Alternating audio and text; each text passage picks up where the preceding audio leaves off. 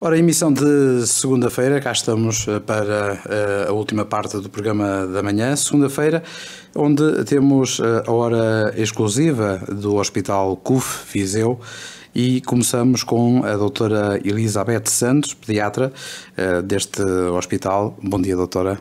Bom dia. Obrigado por ter aceito o nosso convite. Nós hoje vamos então falar sobre o regresso às aulas dos nossos meninos, das nossas crianças e os pais. É sempre uma dor de cabeça, porque depois de algum tempo de eles andarem de férias, voltam novamente ao seu trabalho, digamos assim. E temos que ter, e antes deles entrarem, de impor algumas regras, não é? Sim, pôr algumas regras, programar algumas questões que são importantes, sobretudo para diminuir a ansiedade. A ansiedade, quer da criança e do adolescente, porque estamos a falar de regresso às aulas, não só da criança, mas também do adolescente, mas também diminuir a ansiedade dos pais. Todos nós sabemos que nesta altura começa a azáfama de compras, de programação, e quantas vezes é que os pais não dizem, estamos bem, vem aí tudo outra vez, vai começar tudo outra vez. Para ele já é um stress também, não é, para os pais? Exatamente. Às vezes mais para os pais, penso eu, do que para as crianças e para os jovens. Exatamente. Sim. E é claro, e obviamente é um prazer estar aqui como pediatra, porque acho que quer o pediatra, quer o médico de família têm um papel fundamental na ajuda a estes mesmos pais e crianças, porque podem obviamente dar dicas e facultar alguns conselhos que vão tornar esta situação um bocadinho menos espinhosa, digamos assim. E eu acho que sobretudo nós podíamos até dividir um bocadinho estes conselhos, vamos chamar conselhos, em 4 pontos fundamentais. Acho que o primeiro é a questão a importância de preparar aquilo que vai acontecer, mas esta preparação não para tornar a situação ainda mais grandiosa ou problemática, mas exatamente para se conseguir diminuir a ansiedade. É preciso também garantir o bem-estar físico e psíquico da criança, e depois nós poderemos detalhar estas questões, obviamente. É preciso, e aqui em terceiro lugar, preparar no fundo o relógio biológico como disse, da criança e do jovem que esteve habituado, se calhar, a uma rotina diferente durante os meses de verão, e é preciso muito diálogo entre todos os elementos da família. Eu acho que estes são os 4 pontos fundamentais. Para iniciarmos. Depois temos também a alimentação, não é? Agora das crianças, que agora nas férias normalmente a alimentação é um bocadinho descuidada e agora vai ter que se começar com outro tipo de alimentação. Exatamente, isso entra um bocadinho naquela questão da preparação que eu estava a referir. Quando eu falava na preparação, tem muito a ver com nós programarmos como é que vai ser o dia-a-dia da criança. E o programar é perceber como é que vai funcionar de segunda a sexta aquele dia. E muito bem, uma das questões a ter em conta é a alimentação. Todos nós sabemos que muitas vezes as crianças e sobretudo os adolescentes estão a dormir até ao meio-dia durante as férias. Isto tem implicações não só na questão alimentar como no sono. Fazem menos refeições e quando estão de férias, habitualmente a alimentação é um bocadinho mais descuidada. Pequeno almoço não é tomado, não é? Exatamente. E isso é uma luta que nós temos a nível das consultas, é fazer perceber a importância do pequeno almoço, e nós aí temos o cuidado de explicar que, como eu costumo dizer, um carro sem gasolina não anda. Não anda, exatamente. Não é? Portanto, pode ser um bom carro, não é? Mas pode ser um ótimo carro. Sem alimentação, ele... Ou gasolina ou gasóleo, não é? Não mexe. Não mexe. E o mesmo acontece com uma criança ou um jovem que não toma o pequeno almoço, porque estamos a falar aqui de jejuns prolongados, que chegam muitas vezes às 10 horas ou mais, e portanto se a criança não ingere determinados alimentos durante a manhã, isso vai ter repercussões no dia dela. Repercussões quer na concentração. Portanto, se não for ingerido um pequeno almoço que inclua laticínios, mas também hidratos de carbono, portanto aqui a importância do pão e de cereais baixos em açúcar, associado idealmente à fruta, se isso não for feito, a criança não vai ter energia para se manter concentrada durante a manhã de aulas. Claro que sim. Nem para estar concentrada, nem para brincar. Isto é uma luta, como eu estava a dizer nas consultas, é uma luta porque as crianças muitas vezes nos dizem que não têm fome de manhã. que não apetece, que ficam enjoadas. Não. Pois, porque elas vêm habituadas assim, não é? Quase 2 meses. Sim. Eu sei pela minha. E porque os pais também acabam por desculpar um bocadinho. É de manhã, ele não tem apetite, mas depois come a meio da manhã, mesmo quando chega à altura de escola, come a meio da manhã, portanto eu já não me preocupo tanto. Mas aquelas horas do início do dia são fundamentais. E para lá de nós explicarmos isto aos pais e à criança, se já tiver idade para isso, às vezes podemos usar pequenas técnicas para tentar auxiliar um bocadinho nestes enjoos, digamos, matinais. E uma das técnicas é a criança, por exemplo, ter um copo de água na mesinha de cabeceira e mal se levante, beber um copo de água, vai ativar o sistema digestivo. Exatamente. Vai-se arranjar, tomar banho, vestir e deixa o pequeno almoço para o final. E muitas vezes isto ajuda. Isto só para falar do pequeno almoço. Sim, sim. Porque depois há que programar todo o dia alimentar. E quando eu digo programar, é perceber onde é que a criança vai fazer os lanches da manhã e da tarde, quais são os lanches. O almoço, vai almoçar a casa, se não vai... Ou se almoça no refeitório. Porque eles depois às vezes escapam-se e não vão ao refeitório. Exatamente. E vão a... Exatamente. ao fast food. Não é? Daí é preciso haver algum controle parental, Exatamente. obviamente. E depois a questão dos lanches da manhã. Ter atenção que se uma criança vai a um café ou vai a um refeitório, um café no caso dos adolescentes, a tendência é para comprar um bolo ou beber um sumo. Exatamente. E tentar incutir na família a importância de levar lanches de casa. Enquanto há uns anos atrás isto era quase associado a baixa capacidade económica e era até fuleiro, como dizem os jovens, levar comida de casa, hoje em dia está um bocadinho na moda. E incentivar a criança, comprar uma lancheira bonita, dizer que assim vai ter uma alimentação mais adequada, mais saudável, vai ser mais saudável no futuro, tentar incutir isto aos poucos. Muito bem. Depois temos também, além da alimentação, a visão, não é? Que é fundamental, e também a audição, porque a visão poderá ter, digamos, perdido ou com alguma dificuldade ao iniciar as aulas, porque eles nas férias, as férias praticamente é agarrado ao computador e ao telemóvel, não é? Aquela luz brilhante faz mal e dá cabo dos olhos. Acha que deveriam ter o cuidado de ir talvez a um oftalmologista, ver se está tudo bem com... Eu diria que é fundamental efetuar as consultas que estão muito bem programadas no nosso Programa Nacional de Vigilância de Saúde Infantil e Juvenil, que podem ser feitas por um pediatra, podem ser feitas por um médico de família, em que incluem rastreios. Bem, portanto, existem rastreios, quer da audição, quer da visão, que se levantarem dúvidas quanto a isso, então realmente a criança ou o jovem devem ser referenciados para especialistas, para oftalmologistas, para otorrinolaringologistas. Essas consultas de vigilância que estão programadas exatamente para serem efetuadas em idades-chave. Uma delas é antes da entrada para o primeiro ciclo, portanto nós temos a consulta de vigilância dos 5, 6 anos, em que é importante, além de avaliar o crescimento, o peso, a estatura, é importante avaliar a audição, a visão, se foram ou não, ou se vão ser efetuadas as vacinas que são próprias daquele grupo etário. E isso é importante porque, assim, nós sabemos que uma criança pode não se aperceber do que é que está a acontecer com ela, nomeadamente em termos de visão, e se os pais não se aperceberem, se a situação se mantiver, nós vamos ter uma criança com menor capacidade de concentração, com muitas dores de cabeça, frequentemente, e muitas vezes os pais não percebem porquê. Devido ao esforço dos olhos. Exatamente. E estas duas questões associadas vão obrigatoriamente diminuir o rendimento escolar. E daí a importância destas consultas de vigilância, que não se deve ficar, obviamente, pelos 5, 6 anos.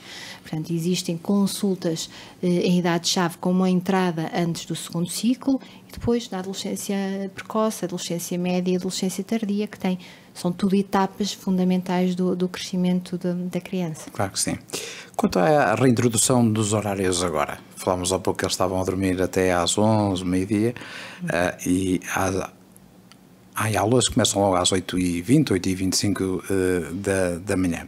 Portanto, eles terão que antecipadamente começar, digamos, a treinar este horário para depois irem já habituados para a escola. Exatamente. E não ouvir às vezes os filhos dizer quando chegar lá eu levanto-me. Sim, que isso é o mais típico. É o típico deles, não é? Sono, Eu não tenho sono. Estou cansado. São 2 da manhã e não me dá o sono. Portanto, exatamente. Então, o que é que os pais terão que começar já a fazer? É importante nas primeiras, uma semana ou 2 anteriores ao início da escola, que haja adaptação do organismo realmente aos novos horários. Todos nós sabemos quando estamos de férias e nós não temos tempo adultos para fazer essa adaptação progressiva. Quantas vezes é que chegamos ao primeiro dia de trabalho e estamos cansadíssimos e com falta de concentração? Ora, com a criança e com a jovem acontece a mesma coisa. Nós podemos realmente podemos e devemos minimizar isso. Portanto, 1 a 2 semanas antes deve-se fazer com que a criança progressivamente se vá deitando mais cedo até adquirir o horário do deitar habitual. E deitar mais cedo e, obviamente, levantar mais cedo. Isto vai permitir com que depois o primeiro dia de aula seja mais tranquilo, além de haver outros pontos fundamentais. Depois aqui em relação ao sono, porque há bocado falou do telemóvel, dos tablets, do computador. Sim, porque eles agora têm no quarto deles, fomos lá ver, é os telemóveis, é o tablet, é o computador e estão até às tantas da noite, não é? Isto tudo interfere também no sono e da criança. Interfere muito e eu diria que não deviam lá existir, nunca. O que nós reparamos muito nas consultas é que alguns pais, não estou obviamente a dizer que todos, mas alguns pais, quando as crianças são mais pequenas, dizem: ele tem lá a televisão, mas ele nem a liga, portanto não há problema. Ele tem o computador, mas eu sei que ele também não o liga, ou a partir das 9 da noite ele já não liga. O telemóvel é só para servir de despertador. Só que a criança não é estanque no seu desenvolvimento e vai chegar a uma altura que não vai servir só para isso. E, portanto, nós temos que habituar muito cedo a criança a que não deve existir esse tipo de meios de comunicação no quarto. Portanto, não deve existir telemóvel. O telemóvel, a partir do momento em que é dado à criança, eu também não sou a favor que seja dado precocemente, a partir do momento em que é dado à criança devem existir regras. E uma das regras que deve existir é que o telemóvel não vai para o quarto. O telemóvel é usado fora do quarto. Antes de irem para a cama podem até mandar uma mensagem extra se assim entenderem, mas depois fica na sala ou na cozinha. E os pais devem dar o exemplo, obviamente. Claro que sim. Televisão e computador, nunca no quarto. Sempre na sala. Existe maior controle parental, não existe a tentação de ligar quando os pais já não estão a ver. E depois há aquela questão que chamou há bocado a atenção da exposição luminosa. Essa exposição luminosa a esse tipo de ecrãs faz grande interferência a nível do sono. E para lhe dar um exemplo, já saindo um bocadinho dos ecrãs, é assim: se nós tivermos uma televisão ligada no quarto com o LED da televisão aceso, que é o LED vermelho. Sim, isso pode interferir com o sono. E quantas vezes chegam jovens à consulta e queixam-se mais uma vez das dores de cabeça ou de cansaço extremo, e nós vamos a ver que não dorme porque esteve no computador, não dorme porque tinha o telemóvel e o amigo mandou uma mensagem e ele não resistiu. Como nenhum adulto, acho que resiste. Exato, mas é a noção que os pais têm que ter, é que eles dizem, não é, que levam o telemóvel para ver o despertador, para eles se levantarem àquela hora. Mas depois, se formos ver, eles têm para lá mensagens e mensagens durante a noite, não é? Assim, e é isso. Mesmo que, e aqui já falando um bocadinho do adolescente, que o adolescente até esteja convencido ele próprio que o telemóvel só está ali para despertar, se alguém lhe mandar uma mensagem, ele não resiste a ir ver a mensagem a responder. Qualquer um de nós, como adulto. Exatamente. É esse exemplo que eu costumo dar nas consultas. Portanto, as regras devem ser definidas desde o início. Não podemos estar à espera que o problema existe, não podemos chegar à adolescência e dizer: eu tenho um problema com o meu filho porque ele está até às 3 ou 4 da manhã no telemóvel. Nós temos que de cedo definir que existem regras e que o telemóvel, quer para a criança, quer para o adolescente, quer para os pais, não vai para o quarto. Mas certamente agora está a haver alguns ouvintes que estão a procurar, pois, mas eu não o fiz, e agora como é que eu vou conseguir fazê-lo, porque ele não deixa o telemóvel no corredor, leva o telemóvel para o quarto. Como é que devagarinho os pais podem começar a tirarem os telemóveis? É mais difícil. É mais difícil, mas conversando, assim, explicando o porquê, mas nunca esquecendo que a última palavra é dos pais. Portanto, acho que deve ser explicado, tudo isto que estivemos a falar deve ser transmitido, aqui falando do adolescente ao adolescente, mas depois dizendo, como eu acho que não está a ser bom para ti e está a ter interferência na tua vida, a regra é esta. Exatamente.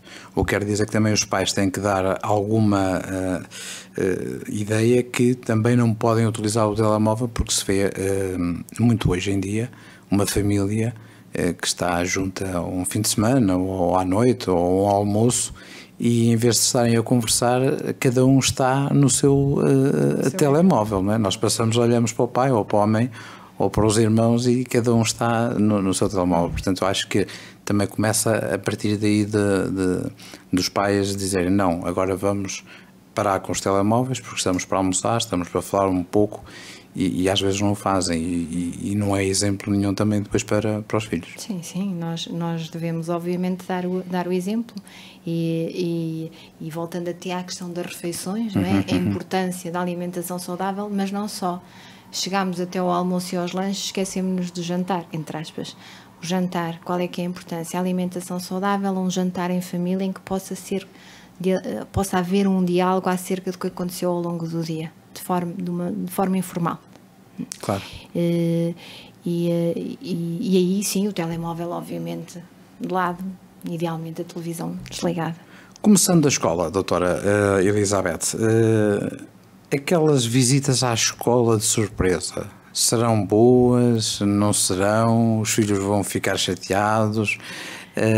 Ou é sempre bom mostrar aos nossos filhos que também temos interesse em fazer a visita à escola e ver se está tudo bem? Quando diz visita à escola de surpresa, os pais aparecerem na escola para ver o que é que está a acontecer. Exatamente. Eu acho que isso é um bocadinho demonstrar um bocadinho de falta de confiança, e que não devemos começar por aí. Não é? Pode ser necessário em determinadas circunstâncias chegarmos a isso, se houver algo que o imponha, mas não devemos começar por aí. Não é? Portanto, deve sim conhecer-se obviamente a escola, conhecer a professora ou o diretor de turma. Exato, porque agora há as reuniões, não é? Quando existem reuniões, portanto, regulares. Nessa primeira reunião é importante o pai ou a mãe estar com o filho. Sim, porque cada vez soube mais a dizer, os meus pais nem estiveram lá na escola no primeiro dia de aula, por isso. Não nos podemos esquecer que as problemáticas hoje em dia são diferentes, e de qualquer forma, independentemente das problemáticas serem diferentes, eu acho que é demonstrar interesse pelo filho e pela vida académica do filho. Exato. Portanto, eu acho que isso é importante, e é importante conhecer o professor com quem nós vamos dialogar acerca dos acontecimentos ao longo do ano. Por isso é importante, e sobretudo se nós estamos a falar de escolas novas. E aí, além das ditas cujas reuniões, é importante que os pais acompanhem o filho à escola antes do primeiro dia, para lhe dar a conhecer como é a escola, onde é que são as salas, qual é o ambiente, e estamos a falar sobretudo do primeiro ciclo, em que a criança está assustada com aquilo que vai encontrar. Isso vai obviamente minimizar a ansiedade, se houver esse percurso inicial. Num adolescente, quando ouvimos dizer já com 15 anos que o pai ou a mãe vai à primeira reunião, e eles dizem que isso não se usa já, pai, eu vou, e acha que nós devemos ir, os pais devem dizer aos filhos que têm interesse em ir, e não é nada fora de moda, como eles dizem, e já não está na moda o pai ou a mãe ir ao primeiro dia de escola, pelo menos aqueles que agora entram para o 10º ano, que saem de uma escola, vão para outra. Felizmente a maior parte das escolas, mesmo para os jovens que entram para o 10º ano, convidam os encarregados de educação a estar na primeira reunião e na recepção aos alunos. Isso já é no fundo uma porta aberta para que os pais estejam presentes. E depois eu acho que, se for explicado que realmente é para perceber como é o funcionamento da escola, e para conhecer o ambiente em que o filho vai estar, mas que isso não vai obviamente interferir com a autonomia dele, eu penso que, se for uma família bem estruturada, que isso não vai causar qualquer tipo de problema. É claro que isso é diferente do pai querer levar o filho à porta da escola quando ele tem 15 ou 16 anos, claro, e querer controlar tudo aquilo que ele faz quando está dentro da escola. São situações diferentes. Muito bem. Entretanto, começando a escola, há os TPCs. os trabalhos de casa, não é? Em que eles normalmente, agora com uma vida ativa que eles têm, saem da escola, têm as aulas extracurriculares, depois têm o balé para as meninas, é o futebol para os meninos, portanto eles têm um pouco, digamos, o dia preenchido e depois têm que chegar à casa ainda fazer os TPCs. Deverá também se criar, digamos, um hábito, um horário para eles fazerem os TPCs. É isso? Claro, os trabalhos de casa, a existência deles ou não, como toda a gente sabe, depende das escolas e depende dos professores. E isso nós como profissionais de saúde e os pais devem aceitar isso. Eu sou completamente contra os pais questionarem sistematicamente aquilo que é feito pelos professores e os métodos pedagógicos dos professores. Portanto, apesar de cada um de nós poder ter a sua opinião, como eu tenho a minha opinião relativamente aos trabalhos de casa. Agora, se eles existem, realmente deve-se incutir na criança e no jovem a necessidade de existir um horário para que esses trabalhos de casa sejam feitos num ambiente tranquilo, em que ele possa garantir a sua concentração e fazê-los perceber que aquilo é importante e que depois ele terá momentos de lazer e de descanso. E falando aqui um bocadinho nos momentos de lazer e de descanso, isto aponta um bocadinho para falarmos na questão das atividades extracurriculares, como falou há bocado, não é assim? Eu acho que é muito importante, nesta dita preparação para o ano letivo, os pais perceberem que não é por a criança ou o jovem terem imensas horas de atividades que vão ser mais produtivos ou mais inteligentes. Muitas vezes, ao contrário, menos produtivos. É preciso perceber qual é que é o horário da criança, é preciso perceber que tempo desse horário é preenchido por atividades extracurriculares da escola, que existem da escola, como toda a gente sabe, e depois ter atenção para que não existam ainda outras atividades em número excessivo que façam com que a criança tenha pouco tempo para brincar e para descansar. Às vezes reparamos em pais que têm as crianças no inglês, no karatê, na natação, no judo, e nós começamos a programar o dia, a tentar perceber como é que é o dia e percebemos que não há tempo para descansar. Exatamente. E depois há queixas de falta de concentração, mais uma vez dores de cabeça, problemas com sono, porque não há esses momentos de lazer que são fundamentais. Portanto, esta questão deve ser tida em conta e perceber que aqui a quantidade pode ser prejudicial. Em casa, qual é o melhor local para eles fazerem os trabalhos de casa? O quarto, onde eles costumam estudar? Um quarto, um escritório. Nunca na sala com a televisão ligada, como eles costumam às vezes fazer, não é? Pode eventualmente ser na sala, se não houver Mas televisão ligada. Se não houver televisão, exatamente. E se não houver muita movimentação à volta. Se estivermos a falar de uma sala em que está a criança e a mãe está ao lado a ler um livro ou está na cozinha a preparar o jantar e não há esse tipo de estímulos exteriores, e a situação é tranquila, mas ter atenção a essa questão. Doutora Elizabeth, há que ter também cuidado agora com os livros e transportar os livros, porque eles cada vez são mais, cada vez são mais pesados, e depois também há aquela modernice, já não querer levarem as pastas, não é? Porque está na moda é levar na mão, e certamente que o doutor encontra nas consultas, procura como é que levam os livros, e alguns dirão que é na mão ou numa mochila só de um lado, e isso vai fazer com que tenham problemas de saúde. Porque qual é o conselho que dá a estes adolescentes agora para levarem o seu material escolar? Idealmente, o material escolar deve ir numa mochila. Numa mochila com as duas alcinhas, não é? Que tenha as duas alcinhas, acolchoadas, com as costas acolchoadas, e que sejam usadas as duas alças e ajustadas ao tronco. Isto para não haver desequilíbrio a nível da coluna, que vai levar imensas vezes a dores, as chamadas dores de costas das crianças ou dos jovens. E aí ser importante tentar-lhe explicar esta questão. E depois há a questão como disse, dos imensos livros, imenso peso, e aqui também há pequenas estratégias que nós podemos tentar usar, porque, e falando de uma criança pequena, nós temos crianças no 3º, 4º ano que pesam 26 quilos. Eu aqui há uns tempos tive o cuidado de pesar a quantidade de livros de uma criança do 4º ano e eram 4,5 kg só em livros, não estamos a falar de cadernos nem de cadernos, exatamente, e depois tem ainda os outros livros, que é o material escolar e por aí fora. Exatamente. Nós sabemos que é assim, o peso da mochila não deve ultrapassar 20% do peso de uma criança. Exato. Portanto, estamos a falar de 26 quilos, estamos a falar de 5 quilos e qualquer coisa que não deve ser ultrapassado. Facilmente é. Então, como é que nós podemos tentar ultrapassar um bocadinho esta questão? Se tivermos, obviamente, até uma conversa, eventualmente, com os professores. Muitas vezes não é necessário transportar todos os livros. Há escolas que já optam, e muito bem, por só de segunda à sexta-feira só enviar os livros que eles consideram que são necessários para a criança rever uma matéria ou fazer um trabalho de casa, e só ao fim de semana é que são levados todos os livros para casa.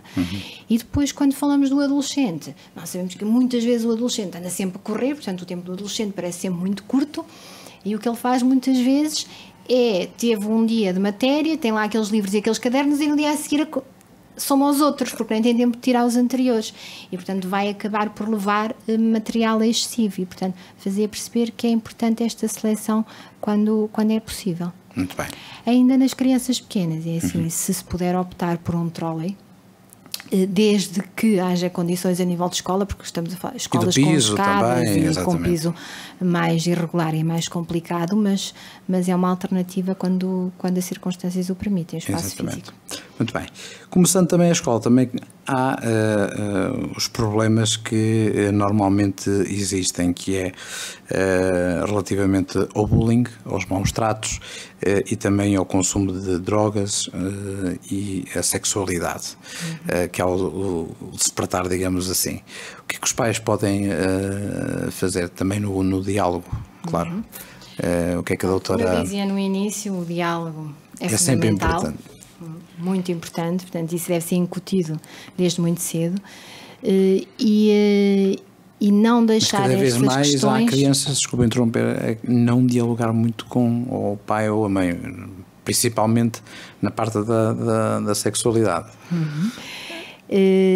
Às vezes, ou a maior parte das vezes, as coisas acontecem porque o caminho levou a assim. isso.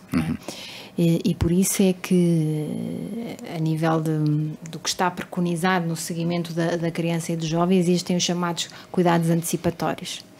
E o que é isso? No fundo, é nós, com bastante tempo de antecedência, irmos gerindo e trabalhando os problemas que vão ocorrer anos mais tarde. Geralmente, se temos alguma criança ou algum jovem que se fecha em relação ao diálogo com os pais, é porque esse diálogo não foi sendo trabalhado, e a criança muitas vezes não sente à vontade com os pais, ou quantas vezes é que se calhar procurou o diálogo e naquele momento, agora não que eu tenho que fazer o jantar, ou hoje não que eu estou muito cansada, agora não que está a dar o jogo de futebol. Numa criança e num adolescente nunca se deve perder um momento em que ele faz uma pergunta ou pede ajuda, seja para o que for. Nem que sejam 1 minuto, 30 segundos, mas não se deve perder essa oportunidade, porque depois, quando nós realmente vamos ter problemas, o jovem já não vai querer falar com o pai e com a mãe, muitas vezes. Claro que não. E então daí os cuidados antecipatórios. Relativamente ao bullying, o que é importante? É nós precocemente, nós profissionais de saúde, nós pais, nós professores, e as escolas fazem isso muito bem, conversarmos com a criança e imaginarmos cenários possíveis. Não é só descrever o que é o bullying, que é perigoso o bullying, porque é que acontece, mas é sobretudo dizer, se te acontecer isto, o que é que tu irás fazer? Relativamente ao bullying, se houver alguma outra criança que goze contigo na escola ou que te bata, trabalhar o que é que a criança deve fazer a partir daí. E lá está, não deixar essa questão para o momento em que acontece, porque é difícil. E o exemplo máximo disso é a questão da sexualidade. É assim, se nós deixarmos para os 16 anos ou 17 a explicação a um filho de como é que se utiliza um preservativo, aos 16, 17 anos ele vai dizer que agora já não quer conversar com a mãe ou com o pai acerca disso. Até porque vai achar que se calhar a mãe ou o pai estão a dizer isso porque já acham que tem uma namorada e que vai precisar. Se isso for efetuado, dependendo da maturidade da criança e do jovem, aos 12, 13 anos, numa fase mais precoce, e sendo introduzido gradualmente, a conversa vai se tornando natural, não vai haver tantos entraves e quando chega o momento-chave, aquilo está lá. E a importância destas questões. A mesma coisa relativamente ao consumo de drogas. Não vamos esperar que haja a desconfiança em relação ao amigo ou ao nosso filho que consome drogas, mas começar o diálogo acerca deste tema precocemente, no primeiro ciclo, começar por falar, como se falam em muitas escolas hoje, das drogas ilícitas e das suas consequências, e depois aos poucos introduzir então a questão: se te oferecerem, o que é que tu achas que vais fazer? Ou o que é que tu achas que o teu colega X ou Y faria? E depois, tendo a resposta do jovem, trabalhar a questão a partir daí. E trabalhá-la no sentido de fazê-lo perceber que o dizer que não, o não ir na corrente, só faz com que a criança ou o jovem demonstre força e não fracasso. Muito bem. É como ao álcool também, que eles normalmente começam logo de muito novos, acham que ingerir as bebidas alcoólicas já são os homens ou já são umas mulheres. Como é que um pai ou uma mãe que fuma vai transmitir ao filho ou à filha que não deve fumar, ou cheiras-me a tabaco, não deves fumar? Como é que pode ajudar o filho ou a filha a não ir por esse caminho? Se calhar começando por demonstrar a sua fraqueza, entre aspas. Ou seja, existe uma substância que se sabe que não é benéfica para a saúde, que é prejudicial, admitir que não se foi capaz a determinada altura de deixar e demonstrar ao filho que não se quer que ele vá pelo mesmo caminho, porque se o pai ou a mãe, o discurso for no sentido de eu fumo, mas eu já sou adulto, posso decidir aquilo que faço, e tu não, porque és novo. Como é que o jovem vai, o que é que ele vai refletir, em que é que ele vai pensar? Ele vai dizer, então, mas porquê? Claro. Sou novo, mas já sou um adolescente. Exatamente. Agora, se admitir que isto faz mal, eu sinto que já estou a ter consequências, eu sinto, por exemplo, que na tua idade, se calhar, quando fumava, se é que fumava, se calhar já não conseguia praticar tão bem um jogo de futebol porque me cansava a meio do jogo. Exatamente. Se demonstrar os efeitos negativos e se demonstrar que realmente não se consegue sair daquele hábito e é difícil, se calhar o jovem vai ouvir mais o pai ou a mãe. Muito bem. Doutora, estamos a chegar ao final desta emissão. Quero deixar alguma mensagem aos nossos ouvintes, aos pais que nos estão a ouvir e também aos filhos para este novo ano letivo? Penso que a mensagem final é exatamente tentar incutir nos pais esta ideia de preparar com tranquilidade o ano letivo, dialogar muito com os filhos, definir regras, e definir regras não é deixar de dar amor, porque há muitos pais não quero obviamente generalizar, alguns pais que por vezes pensam que ao definirem regras não estão a acarinhar ou não dar amor. Ambas as coisas são possíveis e nós sabemos que é assim que nós conseguimos fazer com que as crianças se tornem adultos mais felizes e responsáveis. Portanto, eles não têm que ter medo se tiverem que tirar o telemóvel, tirar porque não estou a ser um bom pai. Se calhar está a ser um bom pai nesse preciso momento. Se calhar está a ser um bom pai. Exatamente. Muito obrigado pela visita aqui pelo programa da RCI. Estivemos também com a Rádio Cultura de Ceia. Já sabe que vai ser transmitido também às 18 horas, novamente nesta segunda-feira. Continuação de um bom dia, doutora, e também um bom trabalho para si. Muito obrigada. Obrigada pelo convite. Bom dia.